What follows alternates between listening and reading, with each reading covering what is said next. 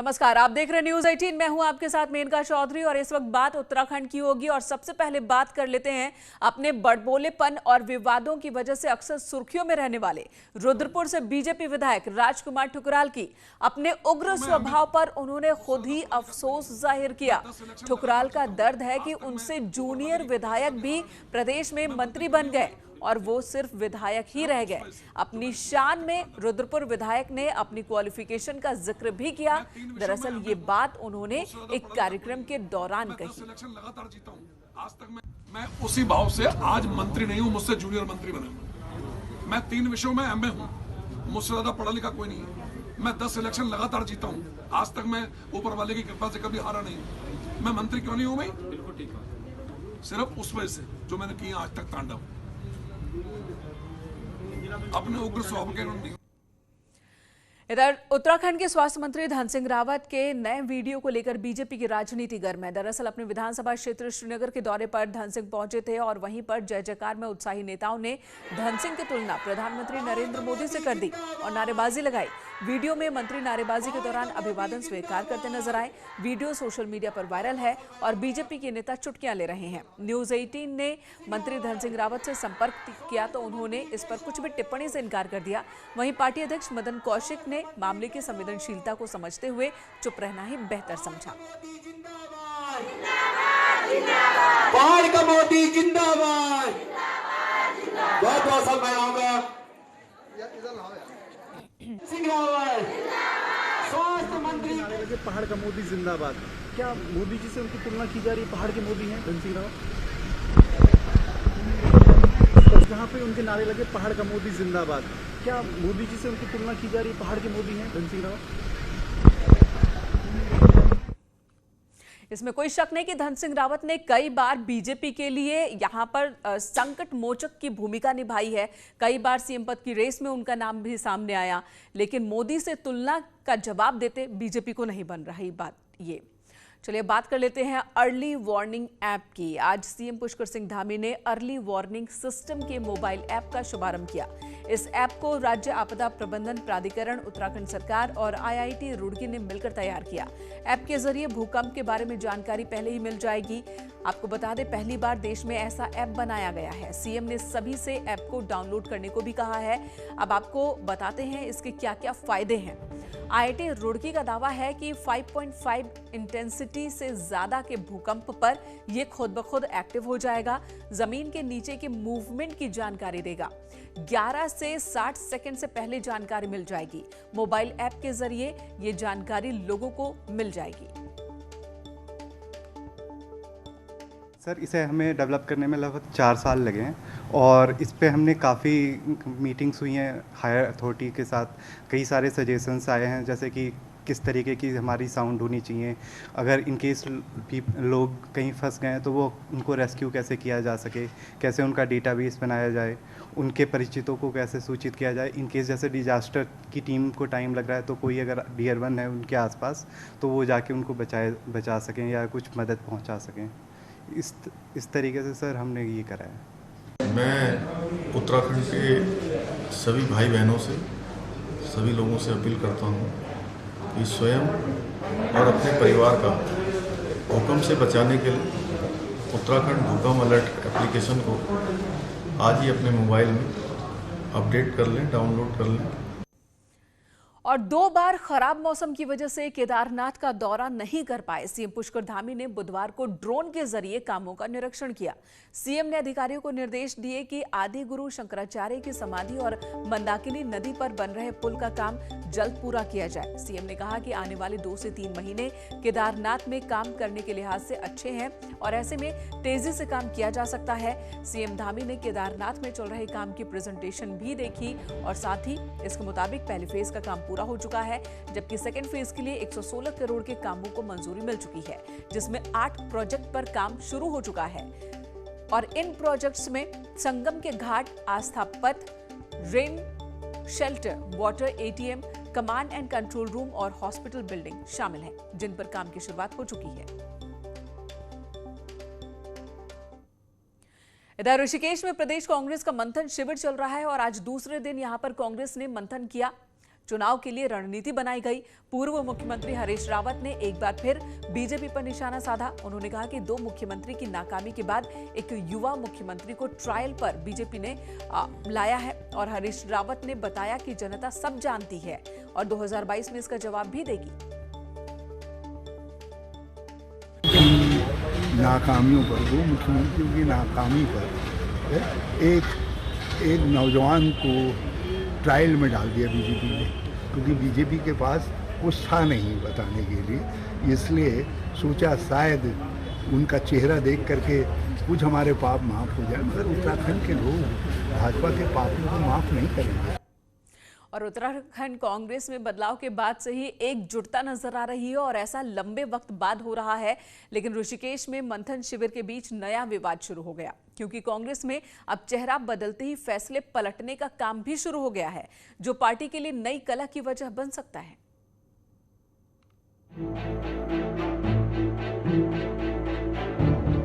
पौड़ी जिले में कांग्रेस के 3 ब्लॉक अध्यक्ष बदले जाने के मामले पर कांग्रेस में विवाद खड़ा हो गया है और फैसले पलटने का दौर भी शुरू हो गया। प्रीतम सिंह की अध्यक्ष पद से विदाई क्या हुई, नए प्रदेश अध्यक्ष गणेश गोदियाल ने फैसले पलटने शुरू कर दिए और जाते जाते प्रीतम सिंह ने जिन्हें संगठन में जिम्मेदारी दी, उन्हें नए अध्यक्ष ने हटाना शुरू कर दिया है। तो अध्यक्ष बनने के बाद मैंने लगभग 2.5-3 साल तक जो है किशोर उपाध्याय जी द्वारा जो कमेटी का गठन किया गया था उसके साथ में चला। अब ये तो अध्यक्ष को अधिकार है, अगर हमारे बनाए हुए लोगों को हटाने का काम अध्यक्ष जी करना चाहे तो उनका अधिकार है, वो हटा सकते हैं। प्रीतम सिंह 5 साल तक प्रदेश अध्यक्ष का पद चाहते थे, लेकिन हाईकमान ने नेता विपक्ष बना दिया और खबर है कि अब फैसले पलटने से प्रीतम गुट के नेता नाराज हैं। हालांकि नए प्रदेश अध्यक्ष का कहना है कि किसी को हटाया नहीं जा रहा, बल्कि बदला जा रहा है और वो किया जा रहा है जो हित में है। देखिए, ऐसा है, मैंने किसी को नहीं हटाया, लेकिन जो पूर्व में थे उनको बिना किसी कारण के कुछ लोगों ने जो भी जैसे भी चाहा हो, इससे पहले की बात है, मैं उस पर कोई कमेंट नहीं करना चाहता। लेकिन हम लोग राजनीति में हैं और सबका एक सम्मान है। अगर ऐसी आवश्यकता है कि हमें यहाँ पर चेंज करना है, हटाना शब्द उचित नहीं है, चेंज करना है, तो उसकी एक प्रक्रिया है, उस प्रक्रिया का पालन किया जाना चाहिए। तो मैंने सिर्फ इतना किया है कि जो पहले की स्थिति थी उसको बहाल किया है। कुल मिलाकर बदलाव को गणेश गोदियाल सही बता रहे हैं, लेकिन चुनाव से पहले बदलाव की यह कोशिश कांग्रेस में विरोध, कलह और विवाद की नई वजह बन सकती है। देहरादून से न्यूज़ 18 के लिए दीपांकर भट्ट की रिपोर्ट। इधर राज्य में स्कूल खोले जाने को लेकर नैनीताल हाई कोर्ट ने राज्य सरकार को नोटिस जारी किया और 17 अगस्त तक कोर्ट में शपथ पत्र के साथ जवाब दाखिल करने को कहा। कोर्ट ने पूछा कि अगर स्कूल खोले हैं तो सरकार की तैयारी क्या थी, बच्चों का जीवन बचाने के लिए क्या इंतजाम किए गए। हालांकि कोर्ट ने यह भी कहा कि ये पॉलिसी मैटर है।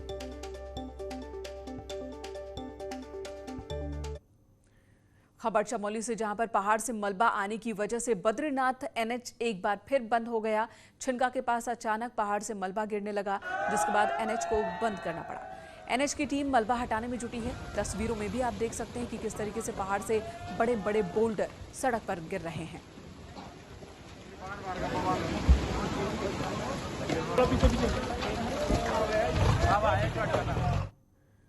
Pithoragarh Tanakpur all weather road project पूरी तरह से फेल साबित हो रहा है। हालात ये हैं कि पहली बरसात में ही सामरिक नजरिए से अहम ये एनएच जगह जगह जमींदोज हो चुका है। नतीजा ये कि अब इस पर सियासत भी गरमाने लगी है।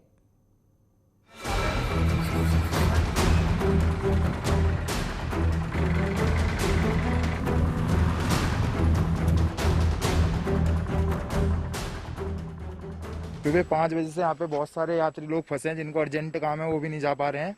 यहाँ पे बहुत सारी परेशानियों का सभी ने लोग यहाँ पे ना खाने के लिए कोई व्यवस्था है ना कुछ, सब लोग ऐसे बैठे हुए हैं।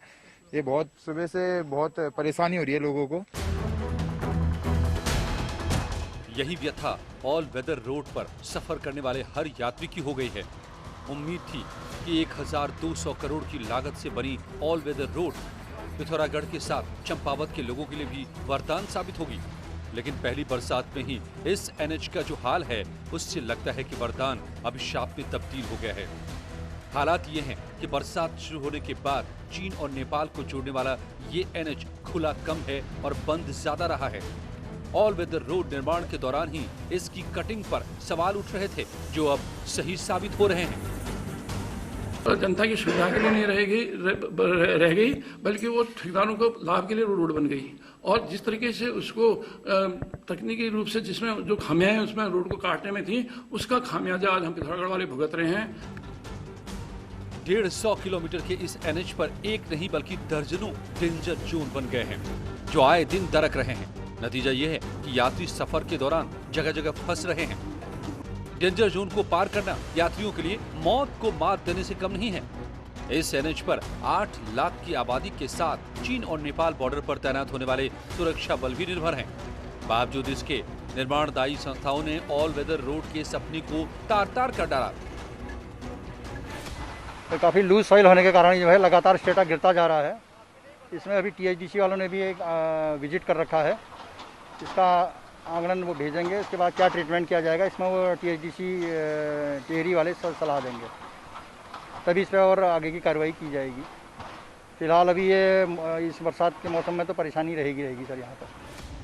ऑल वेदर रोड में तब्दील होने के बाद जो हालात इस एनएच के हो गए हैं, उससे तो यही लगता है कि आने वाले कुछ सालों तक भी इस पर सफर करना आसान नहीं होगा। लेकिन हैरानी की बात यह है कि सब कुछ देखते हुए भी अब तक कार्यदायी संस्थाओं पर कोई एक्शन नहीं लिया गया है। न्यूज़ 18 के लिए पिथौरागढ़ से विजयवर्धन उप्रेती की रिपोर्ट।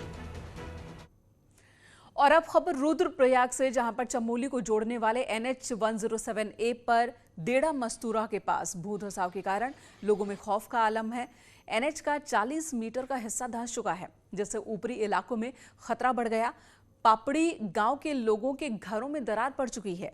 लोग खौफ में जीने को मजबूर हैं। ग्रामीणों का कहना है कि बीते साल उन्हें विस्थापन की सूची में डाला गया था, लेकिन अब तक विस्थापन नहीं हो पाया।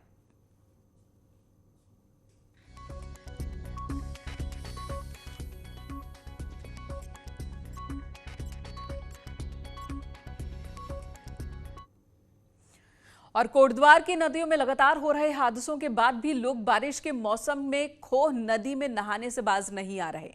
नदियों में इन दिनों किसी भी वक्त बाढ़ का खतरा बना रहता है, लेकिन इसे दरकिनार कर बड़ी संख्या में लोग नदियों में नहाते भी दिख रहे हैं। महिलाएं और बच्चे भी नदियों में नहाने पहुंच रहे हैं, जिससे कभी भी एक बड़ा हादसा हो सकता है। हाल ही में 3 बच्चों की नदी में डूबकर मौत हो गई थी, लेकिन लोग सबक लेने को तैयार नहीं। मामले में प्रशासन का कहना है कि लोगों को जागरूक करने के लिए कोशिश की जा रही है। नदियों में जाने से रोकने के लिए सख्त कदम उठाए जा रहे हैं। बावजूद इसके कई बार चकमा देकर लोग नहाने पहुंच जाते हैं नदी में। इधर उत्तराखंड बोर्ड के रिजल्ट में बिना एग्जाम दिए ही इस बार गजब के अचीवमेंट दिख रहे हैं। 10वीं बोर्ड में तो रिजल्ट ऐसा रहा कि मुंशियारी के होशियार सिंह और हिमांशु राणा के 500 में से 500 नंबर आ गए, जिस पर टीचर्स भी हैरान हैं।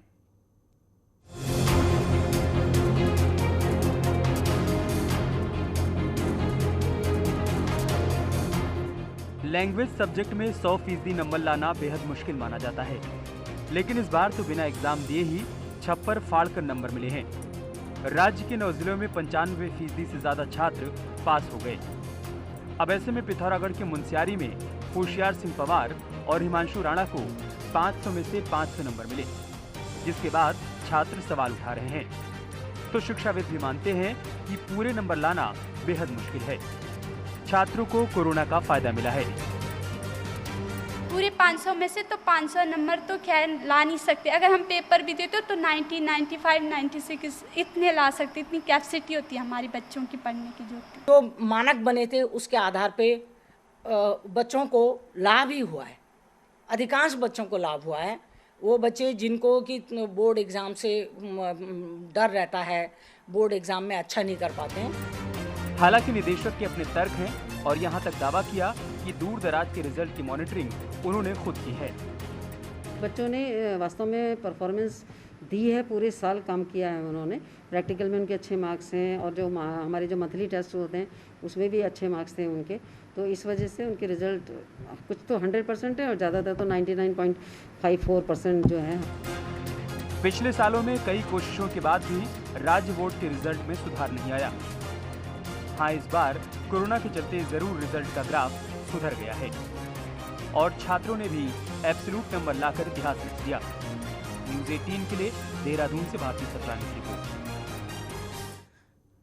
चलिए यहाँ एक ब्रेक के लिए रुकते हैं, तुरंत लौटेंगे।